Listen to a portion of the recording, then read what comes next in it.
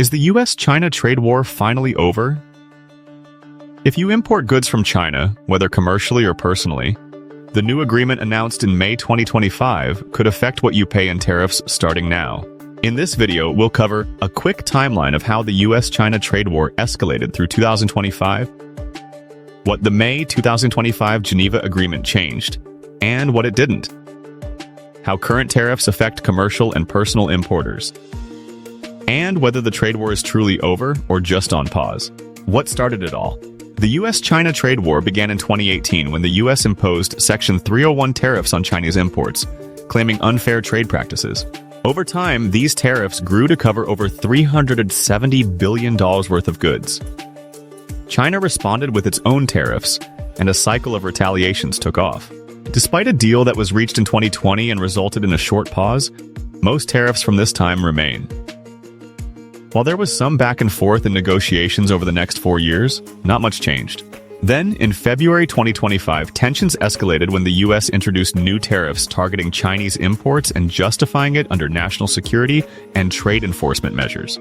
China responded with its own retaliatory duties.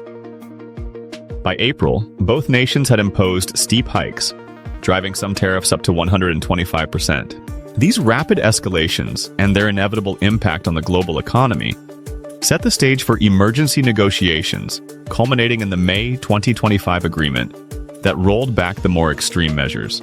Meanwhile, the core Section 301 tariffs, most of which averaged 25%, remained in effect throughout. What exactly was agreed to in May, and what wasn't?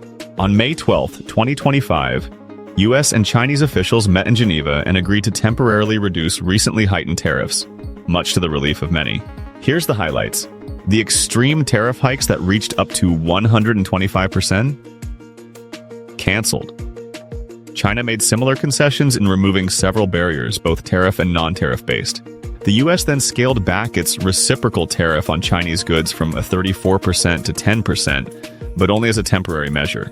This rollback is scheduled to last for 90 days, starting May 14th, giving both sides time to negotiate further. Just remember, unless other negotiations or concessions take place, that 10% will bounce back to 34% once the pause is done. Here's what didn't change.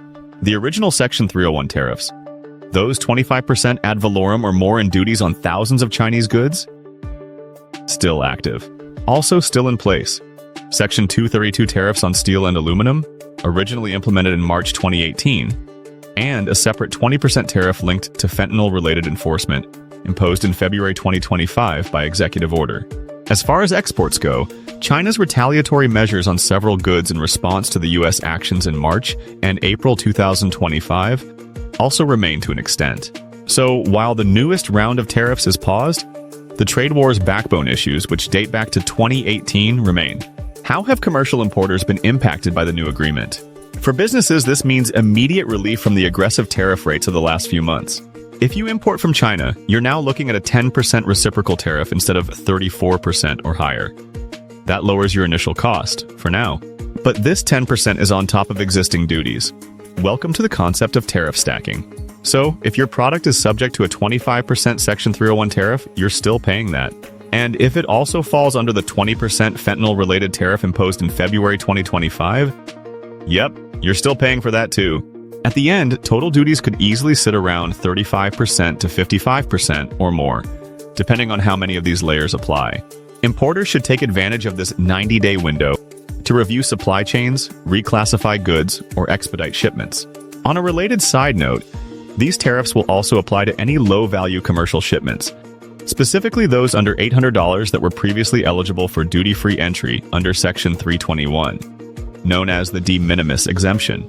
Once allowed in as informal entries, they must now be processed formally through the ACE system, like all other freight shipments. So how does this same rule impact personal purchasers? The elimination of the $800 duty-free threshold is specifically for Chinese goods. If you order from sites like Temu or AliExpress, which mostly enter as international post, you now face a postal surcharge. This is a fee charged by the carrier and will either be a 54% ad valorem postal tariff or a $100 per package fee. You won't be charged both, but even one of those charges can wipe out any cost savings. Because of the agreement in Geneva, these were actually scaled back from higher amounts, but they still add up fast. If you're used to buying low-cost goods directly from China, either for personal use or for your business, expect those prices to climb significantly. So, is the trade war over? Well, no. This agreement is more of a ceasefire, not a treaty, and largely addresses the most recent concerns. Bottom line, the tariff relief is temporary. Section 301 tariffs remain. Fentanyl-related tariffs remain. The de minimis threshold, still gone. And unless further deals are struck, the higher tariff rates could return as soon as August. Importers should treat this as a narrow window of opportunity, not a resolution. For now, importing from China just got a little easier, but the long-term landscape is still uncertain. To reap the most benefits, it pays to be cautious. Check HTS codes carefully. Calculate your total landed cost.